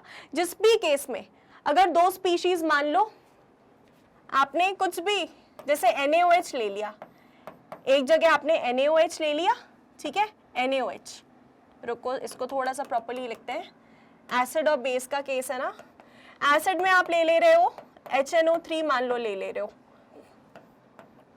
बेस में आप क्या ले रहे हो, NaOH। अब इसको थोड़ा सा ब्रेक करके मैं लिखती हूं N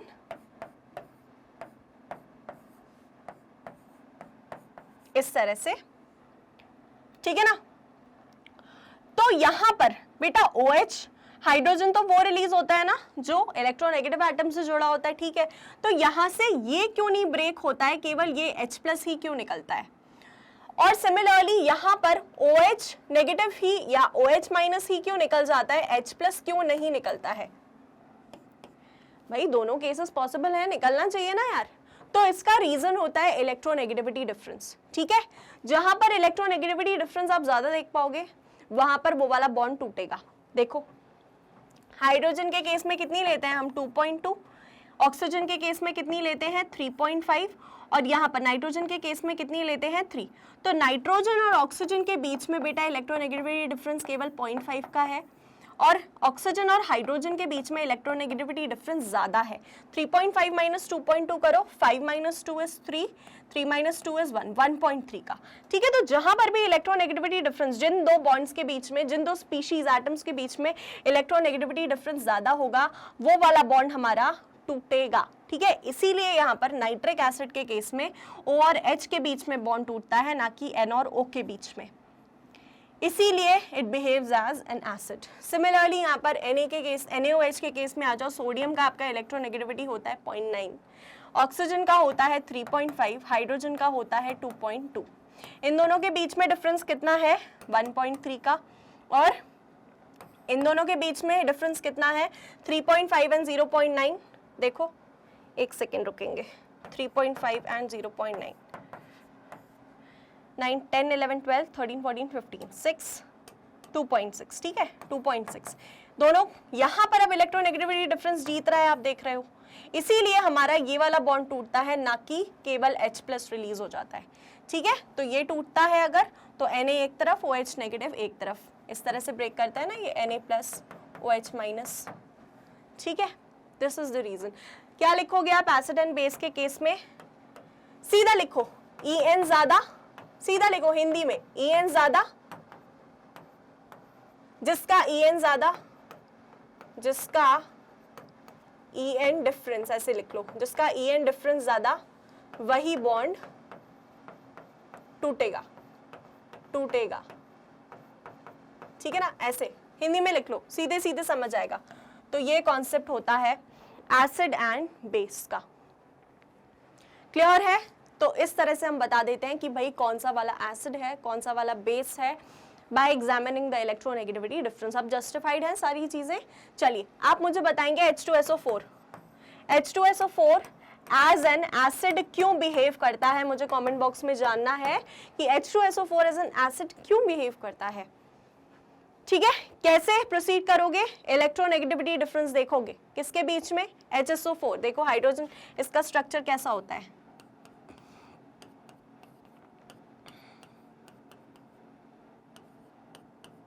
ठीक है, ये भी तो टूट सकता था, OH बॉन्ड भी तो टूट सकता था, लेकिन H+ ही क्यों रिलीज होता है? इन दोनों की इलेक्ट्रोनेगेटिविटी चेक करके बताओ फटाफट से, इन दोनों की बताओ।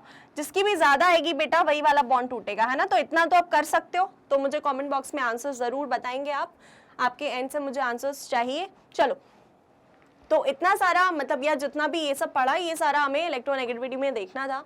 अब आ जाते हैं फटाफट से रिविजन की तरफ, जो कि हम इन जनरल करते हैं। चलिए, क्या होता है electronegativity? Electronegativity of an element is the tendency, देखो, tendency of an atom to attract the shared pair. सारी चीजें बहुत क्लियर लिखी हैं और ये सारी चीजें हम पढ़ चुके हैं, ठीक है ना? कुछ भी नया नहीं मिलेगा आपको। Shared pair of electron towards itself, ठीक है? It is a qualitative measure, quantitative नहीं, क्वालिटेटिव मेजर। हालांकि क्वांटिटेटिवली इसका हमने कुछ एप्लीकेशन देख लिया है, इन जनरल क्वालिटेटिव मेजर है, because unlike ionization enthalpy and electron gain enthalpy which is related to atoms in isolated gaseous state, यहां पर हम इलेक्ट्रोनेगेटिविटी बॉन्डेड कंडीशन में पढ़ते हैं। दो एटम्स बॉन्डेड हैं आपस में, फिर हम स्टडी करते हैं electronegativity. It is in bonded state and hence not a measurable quantity. चलो, although a number of numerical scales of electronegativity such as Pauling scale, देखो बोला है तो वो अगर स्टैंडर्ड फॉर्म में अगर हम बोलें तो इलेक्ट्रोनेगेटिविटी एक क्वांटिटेटिव फैक्टर नहीं है, ये क्वालिटेटिव है, क्वालिटेटिव चीज है। यहाँ पर नंबर्स में थोड़ा दिखे तो यार कि कैसे समझ पाएंगे चीजें, तो काफी सारी हमारे पास मेजरमेंट स्केल्स आई। एक हमने देखी पॉलिंग स्केल, दूसरी देखी मिलिकन स्केल, तीसरी है एल्ड्रेड-रोर्चाउ स्केल, जो कि हमें नहीं पढ़नी है, जस्ट ये सारी स्केल्स हैं। Yet polling scale is most widely used, polling scale को हम सबसे ज्यादा यूज करते हैं। कौन थे पॉलिंग भाई? लाइनस पॉलिंग एक अमेरिकन साइंटिस्ट थे जिन्होंने एक आर्बिट्री वैल्यू बताई थी 4.02 फ्लोरीन, ठीक है ना? आर्बिट्री मतलब लगभग। The element considered to have the greatest tendency to attract the shared pair of electrons. फिर इसके कंपैरिजन में बाकी को अप्रोक्सीमेट वैल्यूज दे दी थी। Approximate values for the electronegativity of a few elements are given in the table ahead, जैसे कि यहाँ पर आप देख सकते हो। कार्बन की देखो 2.5 पढ़ी थी हमने, नाइट्रोजन की 3.0 पढ़ी थी, ऑक्सीजन की 3.5, फ्लोरीन की 4, क्लोरीन की अगेन नीचे 3, फिर सल्फर की 2.5, फॉस्फोरस की 2.1 होती है, ठीक है ना? देखो सोडियम की कितनी है? 0.9 है। यही सारी वैल्यूज देखी थी, जानी पहचानी लग रही है, सारी याद नहीं करनी है, लेकिन कुछ चुनिंदा तो याद रखनी है बेटा, जिनसे हमारा काम बन जाए। आगे डाउन द ग्रुप में देख लो, फ्लोरीन 4, 3, 2.8 किसकी? ब्रोमीन की, 2.5 किसकी? आयोडीन की, ठीक है? इस तरह से सोडियम की 0.9, पोटेशियम की 0.8, इस तरह से हमने वैल्यूज देखी थी। पॉलिंग स्केल के बेसिस पर ये सारी वैल्यूज हैं। चलिए, अब electronegativity of an any given element is not constant, constant नहीं है ये चीज, it varies depending on the element to which it is bonded. सही बात है ना? Even though it is a qualitative quantity, it helps in the prediction of type of bond which exists between two bonded atoms. किस तरह का bond present है दो bonded atoms के बीच में? Electronegativity values of elements increase along the period, यही देखा था, increases, and down the group क्या करती है? डिक्रीज करती है। तो वही चीज बोली है, एक्सप्लेनेशन सारा समझ लिया है। रीजन क्या है? अक्रॉस द पीरियड जब हम मूव करते हैं फ्रॉम लेफ्ट टू राइट, तो न्यूक्लियर चार्ज इंक्रीज करता है एंड एटॉमिक रेडियस डिक्रीज करता है। एटॉमिक रेडियस डिक्रीज करेगा यानी कि इलेक्ट्रोनेगेटिविटी इंक्रीज करेगी, इनवर्स रिलेशन है। एंड जस्ट उल्टा है जब हम डाउन द ग्रुप की बात करते हैं तो Consequently, nuclear attraction of the electrons increases across the period and decreases down the group. अब आप चाहे एटॉमिक साइज के केस में बात कर लो या न्यूक्लियर चार्ज के केस में, दोनों में आपको रिजल्ट सेम मिलने वाला है, ट्रेंड सेम मिलने वाला है, ठीक है। चलो, Thus, on observing the electronegative values of elements, it is observed that fluorine की highest होती है या tendency to attract the shared pair of electron, that is electronegativity with a given value of 4.0 by Pauling, and cesium has lowest electronegativity of 0.7, ठीक है। Its tendency to attract the shared pair of electrons is very very low, किसकी? cesium की, ठीक है। cesium की लो क्यों होती है, क्या आप मुझे बता पाओगे? देखो, एक तो होता है cesium यहाँ पर एटॉमिक रेडियस नीचे जाकर बढ़ रहा होता है, ठीक है ना, एटॉमिक रेडियस बढ़ रहा है और अक्रॉस द पीरियड हम जाएंगे तो रेडियस डिक्रीज करता है, इसीलिए सीजियम की सबसे कम टेंडेंसी होती है, ठीक है ना। चलो, to attract the shared pair of electron, तो यही सारा का सारा ट्रेंड है। इलेक्ट्रॉन गेन एंथैल्पी इंक्रीज करती है, आयनाइजेशन एंथैल्पी इंक्रीज कर दिया across the period. Similarly electronegativity भी भाई इंक्रीज ही करती है, ये देखो दिया है, मैं नहीं लिख रही हूँ, दिया है सब कुछ। इलेक्ट्रोनेगेटिविटी भी इंक्रीज करती है अक्रॉस द पीरियड, ठीक है। फिर डाउन द ग्रुप में क्या होता है? Down the group electronegativity decreases. देखो, एरो हेड ऊपर है मतलब ऊपर वैल्यूज ज्यादा है, नीचे वैल्यूज कम है, ठीक है। चलिए, अब अक्रॉस द पीरियड क्योंकि इलेक्ट्रोनेगेटिविटी वैल्यूज बढ़ती हैं तो नॉन मेटालिक कैरेक्टर इंक्रीज करता है लेकिन मेटालिक कैरेक्टर घटता है, ठीक है। चलो आगे देखते हैं।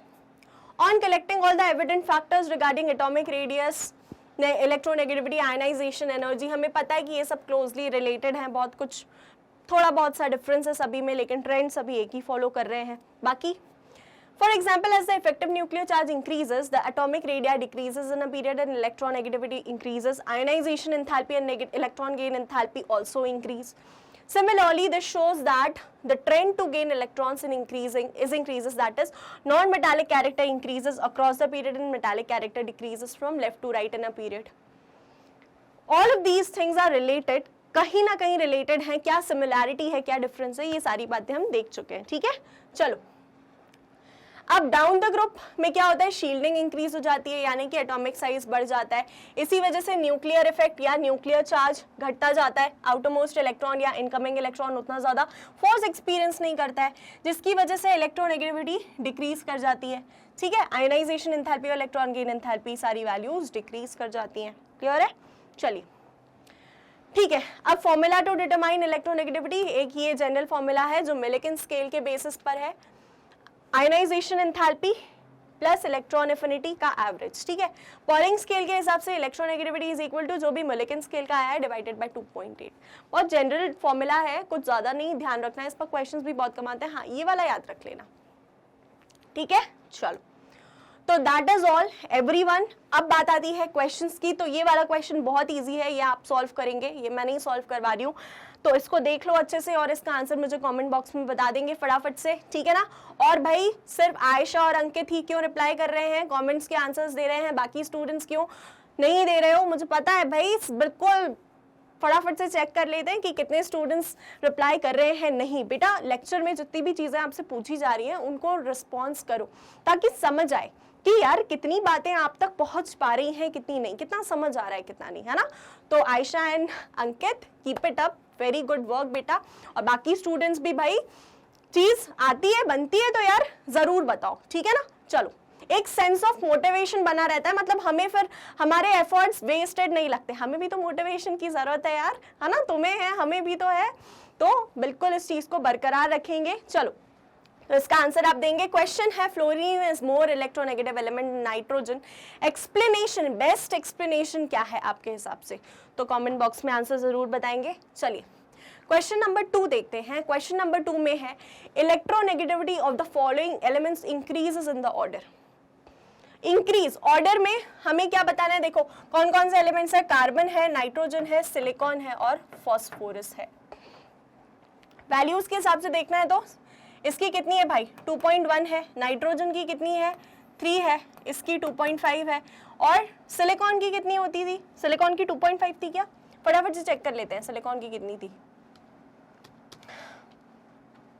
सिलिकॉन की हमने नहीं लिखी है, लेकिन सिलिकॉन आएगा कहाँ पर, oxygen, sulphur, selenium, nitrogen, phosphorus, carbon, silicon यहाँ आएगा भाई, ठीक है ना, सिलिकॉन यहाँ आ जाएगा। ओके, अब चाहो तो इसे ऐसे भी सॉल्व कर सकते हो, वैल्यूज ना कंसिडर करके, केवल और केवल आप इस तरह से देख लो। देखो यार, फास्फोरस की तो मतलब आप मान लो कि बहुत ही कम है, 2.1। यहां से समझते हैं कार्बन, सिलिकॉन और नाइट्रोजन, फास्फोरस, है ना, मतलब nitrogen and phosphorus and carbon and silicon, इस तरह से हमें दिया हुआ है, ठीक है। अक्रॉस द पीरियड क्या होती है भाई, वैल्यूज क्या करती हैं, इंक्रीज करती है ना। नाइट्रोजन की तो सबसे ज्यादा होगी, पहली चीज नाइट्रोजन की वैल्यू, इलेक्ट्रोनेगेटिविटी वैल्यू सबसे ज्यादा होगी, 3 होती है नाइट्रोजन की, ठीक है ना, सबसे ज्यादा। तो इन तीनों ऑप्शंस में इंक्रीजिंग ऑर्डर हमसे पूछा है ना, आपको आगे नहीं भी पता है तब भी आप सॉल्व कर ले जाओगे।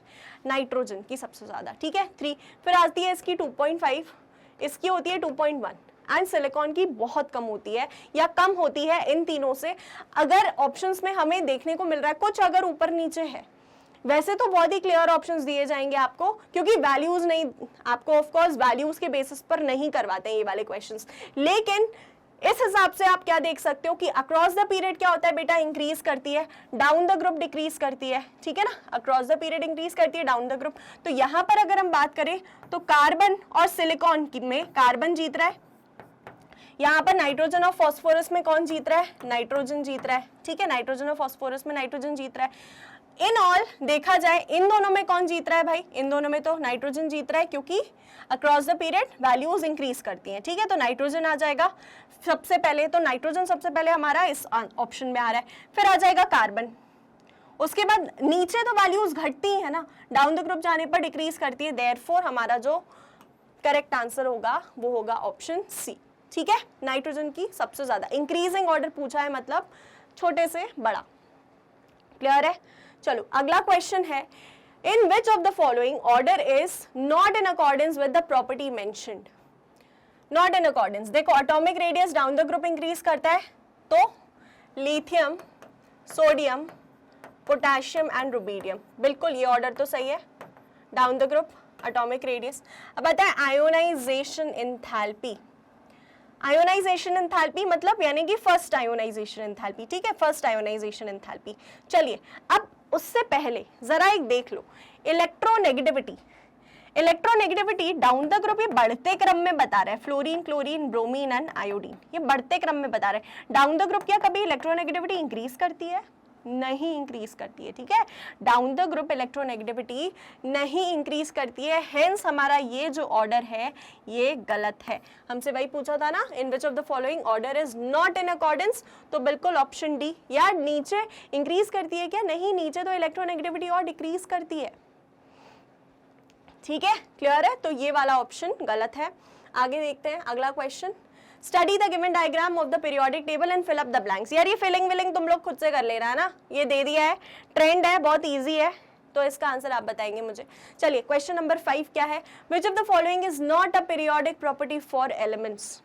कौन सी पीरियोडिक प्रॉपर्टी नहीं है, क्या इलेक्ट्रोनेगेटिविटी है, बिल्कुल है, एटॉमिक साइज बिल्कुल है, आयोनाइजेशन एनर्जी भी है, अकरेंस इन नेचर नहीं है। ये कोई पीरियोडिक प्रॉपर्टी थोड़ी है कि एलिमेंट्स ये वाला कम, मतलब पीरियोडिक प्रॉपर्टी मतलब जो कंटिन्यूसली रेपिटेशन शो कर रही है, अकरेंस इन नेचर नहीं है, ठीक है, ये तीनों है पीरियोडिक प्रॉपर्टीज। चलिए okay everyone, so that is all for today's lecture. आज के सेशन के लिए इतना ही। इलेक्ट्रोनेगेटिविटी के बारे में जितना सब जानना था हमने सब कुछ जान लिया है। अब आगे का लेक्चर नेक्स्ट क्लास में कंटिन्यू करेंगे। बाकी एज यू नो कि मैग्नेट ब्रेन्स एक ऐसा प्लेटफॉर्म है जहां आपको केजी से लेकर 12th तक मिलता है 100% फ्री ऑनलाइन एजुकेशन। साथ ही साथ ये हमारे टॉप नॉच कोर्सेज हैं जिसमें IIT JEE एंड नीट से तो आप काफ़ी फेमिलियर होंगे। अगर ये वाली वीडियो देख रहे हो, यहाँ तक देख ली है तो जाहिर सी बात है ना। बाकी इसके अलावा भी बहुत सारे कोर्सेज हैं जो कि हम आपको ऑफर करते हैं। तो अगर यू नो समवन जो कि प्रिपरेशन कर रहा है तो you can comfortably suggest them, आप उनको सजेस्ट करें कि वो हमारे साथ अपनी प्रिपरेशन बिल्कुल फ्री ऑफ कॉस्ट कर सकते हैं, ठीक है। चलिए इसके अलावा सबसे अच्छी बात कि आपको कोई सब्सक्रिप्शन नहीं लेना होता है, कोई कूपन कोड नहीं, और हर एक चीज़ 100% फ्री ऑफ कॉस्ट है, ठीक है। जुड़े रहने के लिए आप हमसे YouTube, Facebook, Instagram, Twitter and Telegram पर जुड़े रह सकते हो। बाकी पसंद आए हो तो do like the session and share it with your friends and to everyone as much as possible. Channel पर नए हो तो सब्सक्राइब करना सो दैट आप कोई भी अपडेट मिस ना करो या फिर कोई भी लेक्चर मिस ना करो। कंसिस्टेंटली हमें अपनी तैयारी जारी रखनी है, ठीक है। कुछ भी मिस नहीं करना है। जब सब कुछ अच्छे से मिल रहा है, टाइम पर मिल रहा है, तो कुछ भी मिस नहीं करना है, ठीक है। क्लियर है? बाकी share as much as possible बेटा, क्योंकि हमारा काम है पढ़ाना, लेकिन दूसरों तक इस चीज को पहुंचाना आपका काम है। आप हमारी लिंक हो to reach to other people, तो share it as much as possible, ठीक है। That is all from my side today. Thank you so much guys.